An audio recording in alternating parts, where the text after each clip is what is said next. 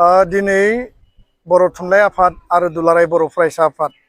जोंजों लोगोसे दङ मानगोनां डक्टर सुरत नार्जारी सार आरो लोगोसे जोंहा कामेश्वर बर' एबसुनि खनेन्द्र बसुमतारी आरो एडभाइजार खुंथा स्वर्गियारी जोङो जयैनो Delhi university faculty of arts आरो बिनि आन्दाराव modern Indian languages and literary studies बे जि डिपार्टमेन्ट दङ बिनि जाय HOD head of the department Amitabh Chakraborty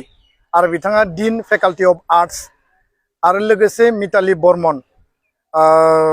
MIL नि बिथाङा इनचार्ज जोङो बिथां सानैजोंबो जयेन्टलि जोङो डिसकास खालामबाय आरो खोब गोलावै प्राय माने 45 मिनिट्स जोङो डिसकास खालामदों। जोंनि जि दाबि बे दाबिया जाबाय दिल्ली इउनिभार्सिटीनि आन्दाराव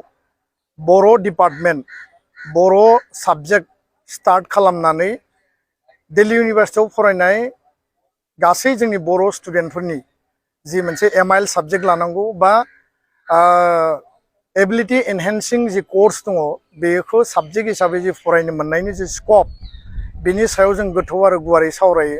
आरो बिथांमोनजों मोननै दिगाव स्पष्टयै सावरायनाय जाबाय जे एबिलिटि एनहेन्सिं कर्सआव जायफोरा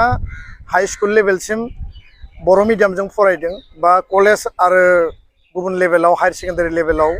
बर' MIL दंखायोमोन बिथांमोननि थाखायबो स्कप दङ आरो जायफोरा अल्टारनेटिभ इंलिश बा गुबुन गुबुन लादोंमोन नाथाय बिथांमोना बर' रायज्लायनो रोङोबा फरायो बे स्टुडेन्टफोरनि थाखायबो एबिलिटि एनहेन्सिं कर्स बेयाव MIL हिसाबै लानायनि जि स्कप बेखौ बेयाव लानो हागोन। दुलाराय बर' फरायसा आफाद आरो बर' थुनलाइ आफाद जोङो जयेन्ट मेम'रेन्डाम होदों आरो बे मेम'रेन्डामनि गेजेरजों Delhi university MIL and literary studies department दङ बिनि आन्दाराव बर' साबजेक्ट बा बर' डिपार्टमेन्ट स्टार्ट खालामनांगौ देग्लाय बोसोरनिफ्रायनो बेखौ जों दाबि लाखिबाय आरो डीन फेकाल्टी अफ आर्ट्स लोगोसे HOD MIL अमिताभ चक्रवर्ती बिथाङा एसुरेन्स होबाय आरो इनचार्ज मिताली बर्मन बिथाङाबो एसुरेन्स होबाय जे फैगौ 11 तारिख आगस्टआव बिथांमोननि एकाडेमिक काउन्सिल दङ आरो मोनसे स्टेन्डिं काउन्सिल जागोन बेयाव दिनैनि मेम'रेन्डामखौ NEP नि आन्दाराव आरो इन्डियान लेंगुवेजेस रिकगनाइज लेंगुवेज बर' रावा जिहेतु रिकगनाइज लेंगुवेज बे हिसाबै एकाडेमिक काउन्सिलाव डिसकास खालामनानै बर' आयदाखौ एबिलिटि एनहेन्सिं कर्सआव सोसननायनि गेजेरजों बर' स्टुडेन्टफोरा बर' MIL लानानै फरायनो हानायनि स्कपखौ बिथांमोना खालामनानै होसिगोन आरो बिनि थाखाय गेस्ट फेकाल्टी बिथांमोना गोख्रैनो एपइन्टमेन्ट होगोन लोगोसेनो बेयाव पार्मानेन्ट बर' डिपार्टमेन्टनि बा बर' पस्टनि सेंसन पस्ट खालामनो थाखाय बिथांमोना भाइस चेन्सेलर आरो रेजिस्ट्रारजों सावरायनानै बिनि प्रप'जेलखौ लाखिगोन आरो लोगोसे भारत सरकारनि HRD मिनिस्टार जोंहा धर्मेन्द्र प्रधान बिथांखौ दुलाराय बर' फरायसा आफाद बर' थुनलाइ आफाद आरो आसामनि गिबि मन्त्रि BTR नि मानगोनां चिफ बिथांमोनखौ जोङो एप्रच खालामनानै बेयाव पार्मानेन्ट पस्ट क्रिएसननि थाखाय जोङो